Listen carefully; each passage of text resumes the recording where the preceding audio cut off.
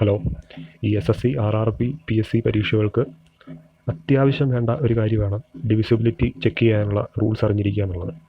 അപ്പോൾ ഇന്ന് നമ്മൾ നോക്കാൻ പോകുന്നത് 7 കൊണ്ട് ഒരു നമ്പർ വന്നാൽ 7 കൊണ്ട് ആ നമ്പർ ഡിവിസിബിൾ ആണോ അല്ലയോ എന്ന് എങ്ങനെ നോക്കും എന്നുള്ളതാണ്. അപ്പോൾ കുറച്ച് ഉദാഹരണങ്ങളിലൂടെ നമുക്കത് പഠിക്കാം. സാധാരണ 2 രീതികളിലൂടെയാണ് ഇത് ചെയ്യുന്നത്. അത് രണ്ടും പറഞ്ഞുതരാം. ഓക്കെ, അതിൽ എളുപ്പമുള്ള ഏതാണെന്ന് വെച്ചാൽ നിങ്ങൾ നോക്കിയിട്ട് ചെയ്തോളുക. ഇത് ധാരാളം വട്ടം ചെയ്ത് പഠിച്ചാലേ ഇതുകൊണ്ട് ഗുണമുള്ളൂ. അതുകൊണ്ട് ചെയ്ത് എക്സാമ്പിൾസ് നിങ്ങൾ തന്നെ എടുത്ത് ചെയ്ത് നോക്കുക. ഇപ്പോൾ ഒരു 4 എക്സാമ്പിൾസ് നമുക്ക് നോക്കാം. ആദ്യമായിട്ട് 931 ഇടുക. 2 രീതി ചെയ്യാൻ ഞാൻ പറഞ്ഞല്ലോ. ആദ്യത്തെ രീതി എന്ന് പറയുന്നത് ഇതിൻ്റെ ഈ 10th പ്ലേസിലെ നമ്പർ ഉണ്ടല്ലോ, യൂണിറ്റ് പ്ലേസിലെ നമ്പർ ഉണ്ടല്ലോ, ഇത് 1 അല്ലേ ഇവിടെ. അതായത് ഈ അവസാനം കിടക്കുന്ന നമ്പർ, ഈ നമ്പർ അങ്ങെടുത്ത് മാറ്റിയിട്ട് അതിൻ്റെ ഇരട്ടി ഇടുക. എന്നിട്ട് ആ ഇരട്ടി എടുത്തത് ഈ ബാക്കി കിടക്കുന്ന നമ്പറിൽ നിന്ന് മൈനസ് ചെയ്യുക. ഓക്കെ, എങ്ങനെയാണെന്ന് വെച്ചാൽ ഇവിടെ 1 കിടക്കുന്നത്, 1ൻ്റെ ഇരട്ടി 2. ഈ 93ൽ നിന്ന് 2 മൈനസ് ചെയ്താൽ 91. എന്നിട്ട് നമ്മുടെ ഉദ്ദേശം എന്താണെന്ന് വെച്ചാൽ ഈ നമ്പറിനെ കുറച്ച് കൊണ്ടുവരിക. നമുക്കറിയാവുന്ന ഒരു 7ൻ്റെ മൾട്ടിപ്പിളിലോട്ട് ആകുന്നുണ്ടോ ഇല്ലയോ നമ്മൾ നോക്കുക. അതാണ് നമ്മുടെ ഉദ്ദേശം. അപ്പോൾ ഇതിപ്പം 931 എന്നുള്ള 91 ആയില്ലേ. ഇനി 91 7 കൊണ്ട് ഡിവിസിബിൾ ആണോ അല്ലയോ നമുക്ക് നോക്കണം. അത് നമുക്ക് ഇത് ഏതോ 7ൻ്റെ വലിയ ഗുണിതം ഏതാണ്ട, അതുകൊണ്ട് ആണെങ്കിൽ ഗുണിതമാണെങ്കിൽ വലിയതെന്തോ ആണ്. അതുകൊണ്ട് തന്നെ നമുക്ക് ഒന്നുകൂടെ ഈ സ്റ്റെപ്പ് റിപ്പീറ്റ് ചെയ്യുക. ഇവിടുത്തെ ലാസ്റ്റ് നമ്പർ ഏതാ, യൂണിറ്റ് പ്ലേസിൽ കിടക്കുന്ന നമ്പർ ഏതാ, 1 തന്നെ. ഇനി ഇതിൻ്റെ ഇരട്ടി എടുത്ത് ഇതിൽ നിന്ന് മൈനസ് ചെയ്യുക. ബാക്കി കിടക്കുന്ന 9ൽ നിന്ന് മൈനസ് ചെയ്യുക. 1ൻ്റെ ഇരട്ടി 2, 9ൽ നിന്ന് 2 പോയ 7. ഈ 7 എന്ന് പറയുന്നത് 7 കൊണ്ട് ഡിവിസിബിൾ അല്ലേ? ആണ്. അത് നമുക്കറിയാവുന്ന കാര്യമില്ല. 7 × 1 ആണ് 7. അതുകൊണ്ട് തന്നെ 7 കൊണ്ട് ഡിവിസിബിൾ ആണ്. അതുകൊണ്ട് തന്നെ ഈ 931 എന്ന് പറയുന്നത് 7 കൊണ്ട് ഡിവിസിബിൾ ആണ്. ഇതാണ് ഒന്നാമത്തെ രീതി. ഇനി രണ്ടാമത്തെ രീതി നോക്കാം. അതെന്ന് പറഞ്ഞാൽ ഈ 7 എന്നല്ല ഏത് നമ്പറിനും അത് ഉപയോഗിക്കാവുന്നതാണ്. അപ്പോൾ അത് ചെയ്യുന്നത് എന്താണെന്ന് വെച്ചാൽ ഈ 931 നിന്ന് 7ൻ്റെ നമുക്കറിയാവുന്ന ഒരു മൾട്ടിപ്പിൾ, ഇതിനോട് അടുത്ത് വരുന്ന നമുക്കറിയാവുന്ന ഒരു മൾട്ടിപ്പിൾ ഏതാണ്? 700 അല്ലേ. 700 7ൻ്റെ മൾട്ടിപ്പിളാണ് നമുക്കറിയാം. 7 × 100 ആണ് 700. നമുക്കറിയാവുന്ന കാര്യം. വളരെ എളുപ്പമുള്ളൊരു മൾട്ടിപ്പിൾ ഉണ്ട്. അപ്പോൾ ഈ 931 നിന്ന് ആ 700 അങ്ങ് മൈനസ് ചെയ്യുക. അപ്പോൾ എന്ത് വരും? 931 700 അങ്ങ് പോയി കഴിഞ്ഞാൽ ബാക്കി 231 ആണല്ലേ. 231. അപ്പോൾ 231 7ൻ്റെ മൾട്ടിപ്പിളാണോ ഇല്ലയോ നമുക്ക് നോക്കാറില്ല. ഇത് ഇച്ചിരി വലിയ സംഖ്യ. അപ്പോൾ ഇനി അതേപോലെ തന്നെ നമുക്ക് 231ൻ്റെ അടുത്ത് കിടക്കുന്ന നമുക്കറിയാവുന്ന 7ൻ്റെ ഒരു മൾട്ടിപ്പിൾ ഇതിൽ നിന്ന് മൈനസ് ചെയ്യുക. അപ്പോൾ അതേതാണ്?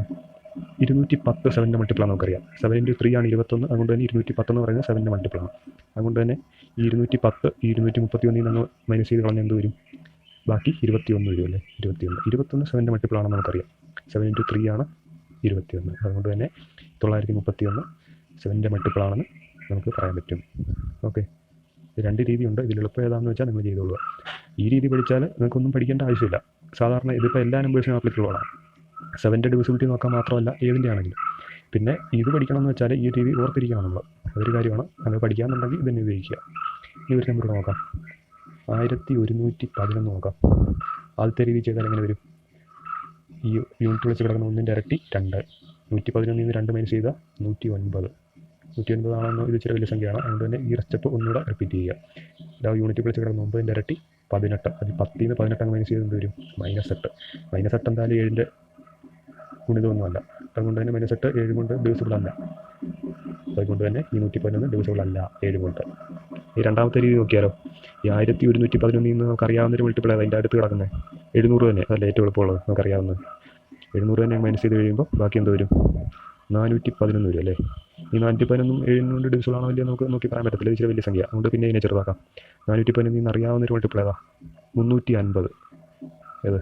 7 × 5 ആണ് 35. അതുകൊണ്ട് തന്നെ 350 7ൻ്റെ ഒരു മൾട്ടിപ്പിൾ തന്നെയാണ്. ഈ 350 411 നിന്ന് മൈനസ് ചെയ്ത് കഴിയുമ്പോൾ എന്ത് വരും?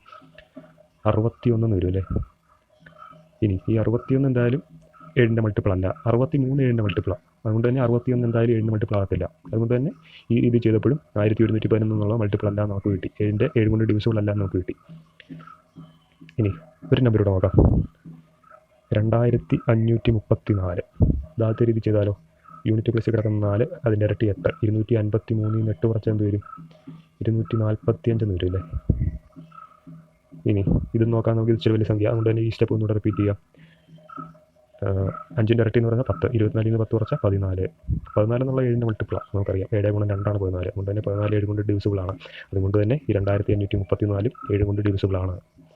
ഇനി മറ്റേ രീതി ചെയ്താലോ. 2534 അടുത്തുള്ള 7ൻ്റെ മൾട്ടിപ്പിൾ ഏതാ? 2100 ആണെന്ന് നമുക്കറിയാം. 2100 21 എന്ന് പറയുന്നത് 7 × 3 ആണ്. അതുകൊണ്ട് തന്നെ 2100 7ൻ്റെ ഒരു മൾട്ടിപ്പിളാണ്. ഈ 2100 ഇതിൽ നിന്ന് പോയി കഴിഞ്ഞാൽ എന്ത് വരും? 2100 ഈ 2534 നിന്ന് പോയി കഴിഞ്ഞാൽ 434 കിട്ടും. ഏത് ഇനി ഇതിൽ നിന്ന് അടുത്തെന്ത് കിട്ടും? ഇതിൽ നിന്ന് 434 7ൻ്റെ മൾട്ടിപ്പിൾ ആണോ ഇല്ലയോ എന്ന് നമുക്ക് നോക്കാൻ ഇച്ചിരി പാടാം, ഇച്ചിരി വലിയ സംഖ്യ. അതുകൊണ്ട് തന്നെ ഇതിനെ പിന്നെ ചെറുതാക്കാം. ഇതിനടുത്ത് നമുക്കറിയാവുന്ന ഒരു മൾട്ടിപ്പിൾ ഏതാ? 420 നമുക്കറിയാവുന്നതല്ലേ. 7 ഗുണം 6 42. അതുകൊണ്ട് തന്നെ 420 7ൻ്റെ മൾട്ടിപ്പിൾ ആണ്. 420 ഇതിൽ നമുക്ക് പോയി കഴിഞ്ഞാലോ 14 വരും. 14 എന്ന് പറയുന്നത് 7ൻ്റെ മൾട്ടിപ്പിൾ ആണെന്ന് നമുക്കറിയാം. 7 ഗുണം 2 14. അതുകൊണ്ട് തന്നെ 14 7 കൊണ്ട് ഡിവിസിബിൾ ആണ്. അതുകൊണ്ട് തന്നെ 2534 7 കൊണ്ട് ഡിവിസിബിൾ ആണ്. ഓക്കെ, ഇനി ലാസ്റ്റ് ഒരെണ്ണം കൂടെ ഒരു എക്സാമ്പിൾ കൂടെ നോക്കിയിട്ട് നമുക്ക് നിർത്താം. 11,345 എന്ന് എടുക്കാം. ഇതാദ്യത്തെ രീതി ചെയ്താൽ 5ൻ്റെ ഇരട്ടി 10, അത് 1134 10 കുറച്ചാൽ 1124. ഇത് ഇച്ചിരി വലിയ സംഖ്യ കൊണ്ട് തന്നെ ഇതൊന്നുകൂടെ റിപ്പീറ്റ് ചെയ്യാം. 4ൻ്റെ ഇരട്ടി 8 എടുക്കാം. 112 8 എടുത്താൽ എത്ര വരും? 112 8 എടുത്താൽ 104. ഓക്കെ, ഇനി 104 ഇത് ഇച്ചിരി വലിയ സംഖ്യ, അതുകൊണ്ട് തന്നെ ഈ സ്റ്റെപ്പ് ഒന്നുകൂടെ റിപ്പീറ്റ് ചെയ്യാം.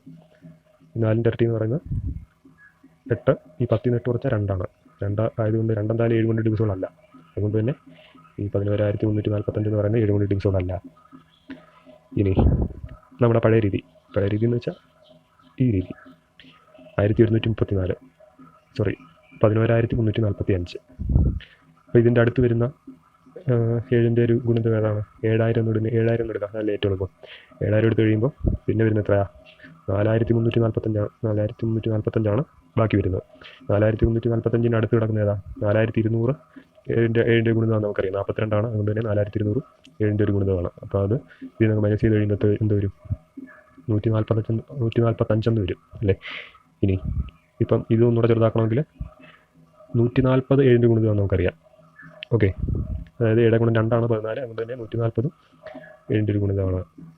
അപ്പം ഇത് ബാക്കി 5 വരുന്നത്. 5 എന്തായാലും 7ൻ്റെ ഒരു മൾട്ടിപ്പിൾ അല്ല. അതായത് 5നെ 7 കൊണ്ട് ഡിവൈഡ് ചെയ്യാനൊന്നും പറ്റത്തില്ല. അതുകൊണ്ട് തന്നെ ഈ 11,345 7 കൊണ്ട് ഡിവിസിബിൾ അല്ല എന്ന് നമുക്ക് മനസ്സിലായി. ഓക്കെ, നിങ്ങളിത് ഇതേപോലെ തന്നെ കുറേ എക്സാമ്പിൾസ് എടുത്ത് ചെയ്ത് നോക്കുക, തറവാക്കുക. ഏത് രീതിയാണോ നിങ്ങൾക്ക് എളുപ്പമെന്ന് വെച്ചാൽ അത് ചെയ്യുക. Okay, thank you.